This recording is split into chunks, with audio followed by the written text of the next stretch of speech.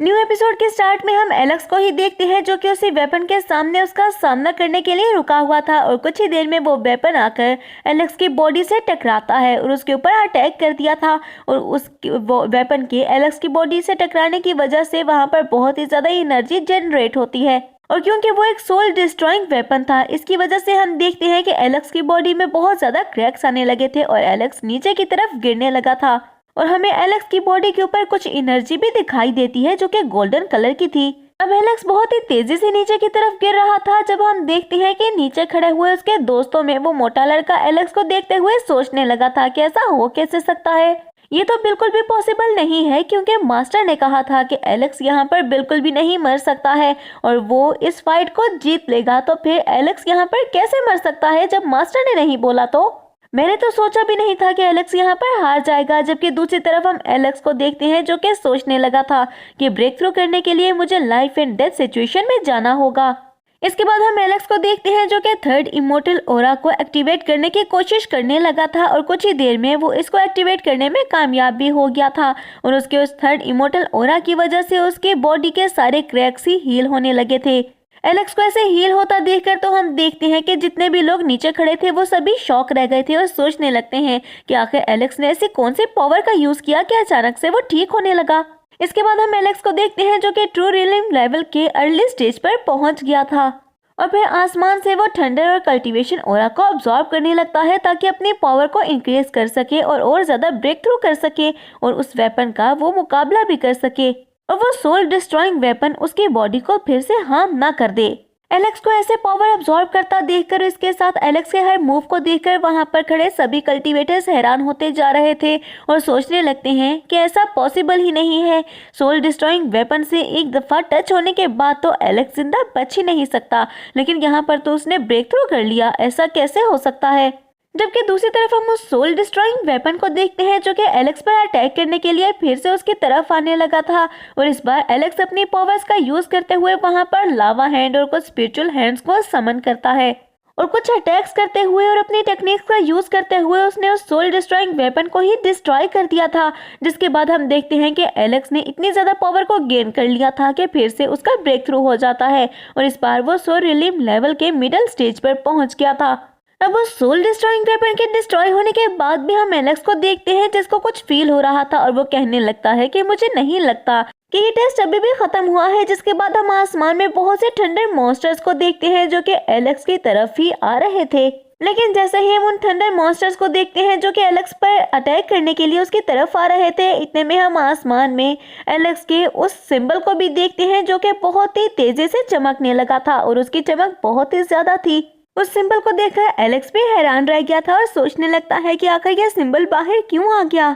लगता है कि जो ये सब कुछ हो रहा है ये मेरी ब्लड लाइन से ही रिलेटेड है। इसके बाद हम एलेक्स को देखते हैं जिसने अपने एक वेपन को बाहर निकाल लिया था और एक एक करके उन सारे थंडर मॉन्स्टर्स को वो मारने लगा था और हम देखते हैं कि जैसे जैसे उन थंडर मॉन्स्टर्स को वो मारता जा रहा था उनके बहने वाले खून से वहां पर कुछ इमेजेस बनती जा रही थी और उन इमेजेस को इकट्ठा होने में एलेक्स कुछ पास्ट के सीन देखता है। एलेक्स उन पास्ट के सीन में देखता है कि कुछ वॉरियर्स थे जो कि किसी से फाइट कर रहे थे और ऐसा लग रहा था कि वहां पर कोई बैटल चल रही हो और इस पर एलेक्स सोचने लगा था कि ऐसे कुछ सीन्स तो मैंने पहले भी देखे हैं। और इसके साथ ही उन पास्ट के सीन में एलेक्स एक वॉरियर को भी देखता है जो कि बहुत ही ज्यादा पावरफुल था और एक एक करके वहां पर मौजूद अपने सारे ओपोनेंट्स को ही वो मारे ही जा रहा था और कोई भी उसका बाल भी बीका नहीं कर पा रहा था क्योंकि उसके पास बहुत ज्यादा पावर्स थी। अब उस वॉरियर को देखते हुए एलेक्स को ये लगने लगा था कि वो थंडर मॉन्स्टर उसको कंफ्यूज करने की कोशिश कर रहे हैं और ये सोच आते ही एलेक्स कहने लगा था कि तुम मुझे कंफ्यूज नहीं कर सकते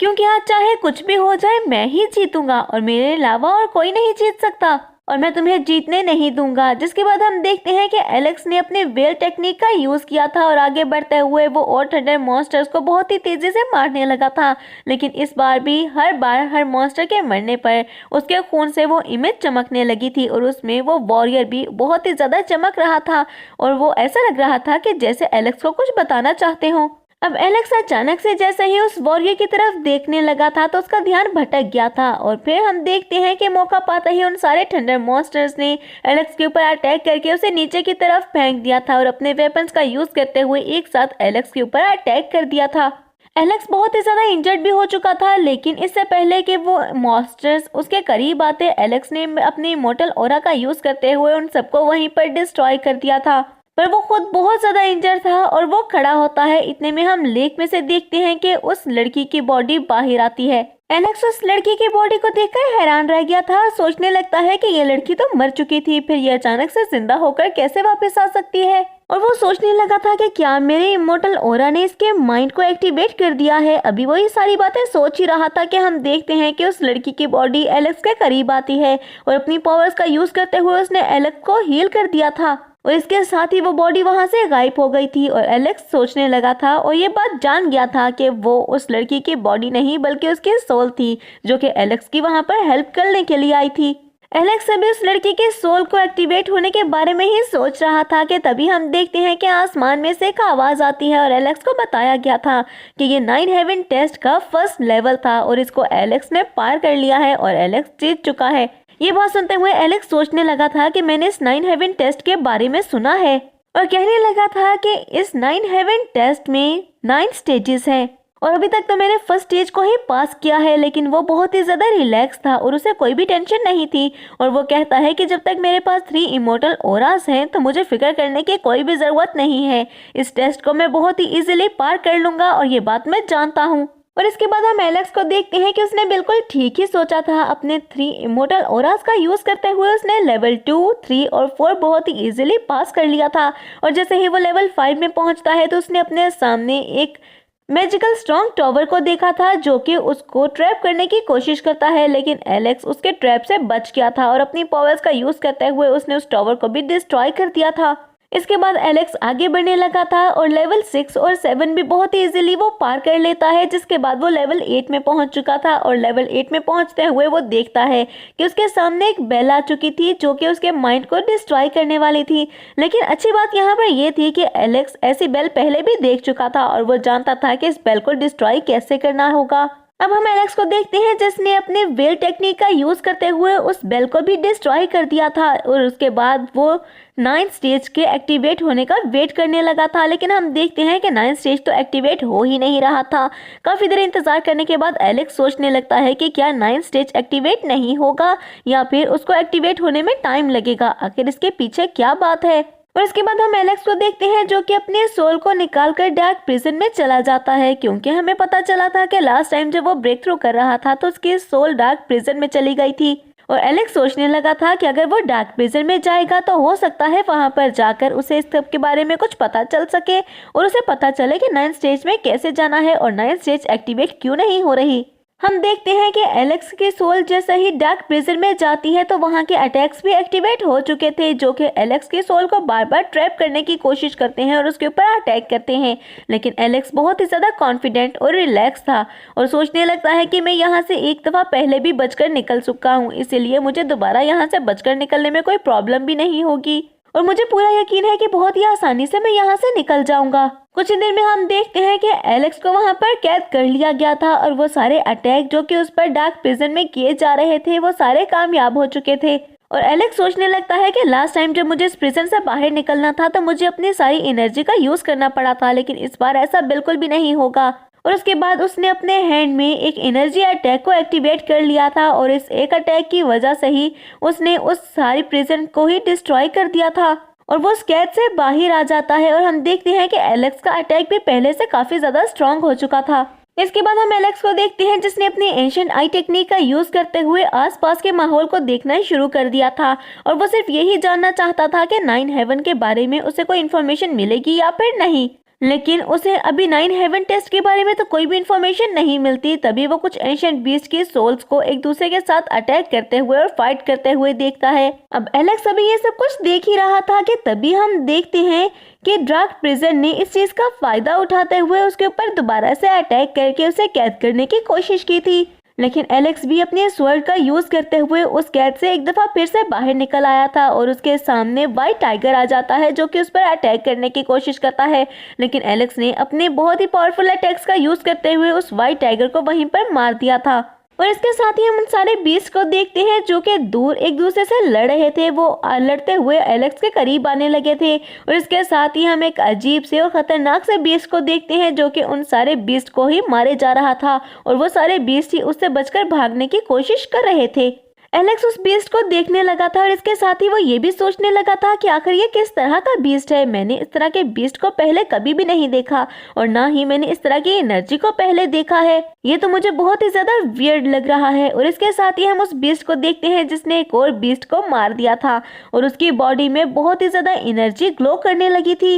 और हम देखते हैं कि उसकी बॉडी भी मॉडिफाई होने लगी थी और एलेक्स खड़ा ये सब कुछ देख रहा था। अब एलेक्स अपनी स्पेशल आई का यूज करते हुए उस बीस्ट को देखने लगा था ताकि उसके बारे में कुछ पता लगा सके। और अपनी पावर्स का यूज करते हुए उसे ये बात पता चली थी कि वो कोई बीस्ट नहीं है बल्कि एक मॉन्स्टर था जो कि सारे बीस्ट की उन पावर्स को यूज करते हुए अपनी एक नई बॉडी बनाने में कामयाब हो रहा था। कुछ ही देर में हम उस मॉन्स्टर को देखते हैं जिसने एलेक्स को देख लिया था और वो एलेक्स पर भी अटैक करने के लिए उसकी तरफ बहुत ही तेजी से बढ़ने लगा था। इसके बाद हमारा सीन चेंज होता है और हम उन सारे कल्टीवेटर्स को देखते हैं जो कि एलेक्स की बॉडी को ही देखे जा रहे थे। और जब काफी देर तक एलेक्स की बॉडी में कोई भी हलचल नहीं होती तो उसको देखने पर और बहुत ज्यादा ऑब्जर्व करने के बाद वो सब कल्टीवेटर्स ये बात समझ चुके थे कि एलेक्स की सोल वहां पर मौजूद नहीं है और उसकी बॉडी ही सिर्फ वहां पर है। और वो बहुत ही ज्यादा खुश होते हुए सोचने लगे थे कि ये बहुत ही अच्छा मौका है एलेक्स की बॉडी को कैप्चर करने का या फिर उसे जान से मारने का। और ये सोचते हुए वो सारे के सारे कल्टीवेटर्स ही एलेक्स की तरफ बढ़ने लगे थे ताकि वो कम से कम उसको कैद ही कर लें।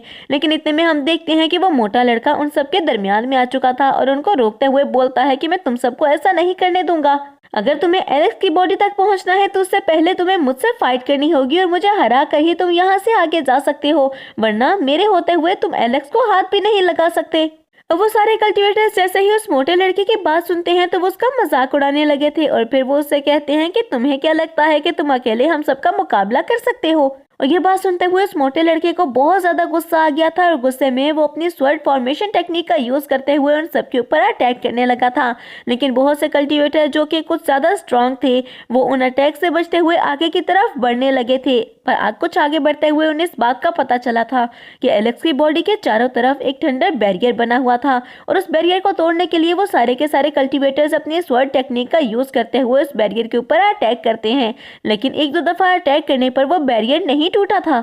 इसके साथ ही हम थंडर मॉन्स्टर्स को भी देखते हैं जो कि वहां पर आकर उस बैरियर को तोड़ने की कोशिश करने लगे थे। लेकिन काफी ज्यादा कोशिश करने के बाद भी वो बैरियर अभी तक नहीं टूटा था। और ये देखते हुए मोटा लड़का कुछ रिलैक्स हो चुका था और सोचने लगता है कि एलेक्स ने यहाँ से जाने से पहले ये बैरियर बनाकर बहुत अच्छा किया। अब मैं थोड़ा सा रिलैक्स हो जाऊं क्योंकि ये लोग एलेक्स का कुछ भी नहीं बिगाड़ पाएंगे। अब मोटा लड़का सभी कल्टीवेटर से कहने लगा था कि तुम लोग यहाँ से चले जाओ क्योंकि इस बैरियर को तो तुम क्रॉस नहीं कर पाओगे और उनका मजाक भी उड़ाकर उनको चिढ़ाने लगा था। लेकिन इसके साथ ही हम फेदर वाले पर्सन को देखते हैं जो कि वहां पर आ चुका था और एक स्माइल करते हुए उस बैरियर को देखता है और आगे बढ़ते हुए उस बैरियर को वो क्रॉस कर गया था। ये देखते हुए तो मोटा लड़का भी शॉक रह गया था और सोचने लगता है कि आखिर इसने इस बैरियर को कैसे क्रॉस कर लिया और वो भी उस पर्सन के पीछे ही जाने लगा था। लेकिन फिर भी वो उस पर्सन के पीछे उस बैरियर को क्रॉस नहीं कर पाता और उस बैरियर ने उस मोटे लड़के को भी रोक दिया था। अब मोटा लड़का सोचने लगा था कि ये लड़का जरूर किसी अच्छी टेक्निक का यूज कर रहा है जिसकी वजह से ये बैरियर इसको सेंस नहीं कर पा रहा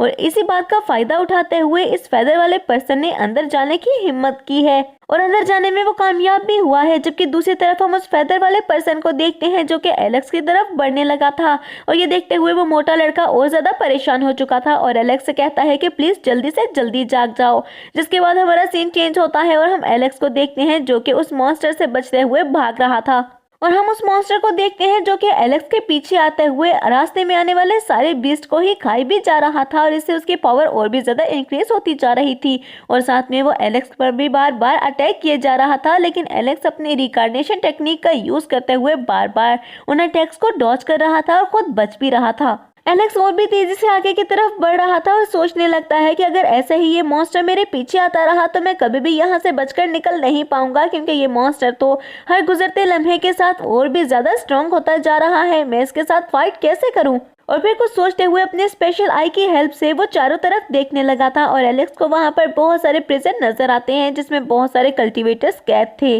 इसके साथ ही एलेक्स एक ब्लैक कोरा को भी वहां पर सेंस करता है और उसके बाद वो सोचने लगा था कि मैं इस मॉन्स्टर से फाइट नहीं कर सकता, इससे मेरी एनर्जी बहुत ज़्यादा वेस्ट हो जाएगी, तो मुझे लगता है कि मुझे इसका ध्यान भटकाना होगा। और ये सोचते हुए वो उस मॉन्स्टर को उस प्रिजन एरिया की तरफ ले जाने लगा था और वो मॉन्स्टर एलेक्स का पीछा किए ही जा रहा था। लेकिन एलेक्स का प्लान क्या था और वो क्या करने वाला था, ये देखेंगे नेक्स्ट एपिसोड में। हमारी एपिसोड यहीं पर एंड हो जाती है। तो फ्रेंड्स, मैं उम्मीद करती हूँ कि आपको ये एपिसोड पसंद आई होगी। अगर आपने इसको एंजॉय किया है तो वीडियो को लाइक करें और अगर आप हमारे चैनल पर न्यू हैं तो चैनल को सब्सक्राइब करके बेल आइकन के बटन को प्रेस कर दें ताकि न्यू आने वाली एपिसोड्स आपको बिना किसी देरी के मिलती रहें।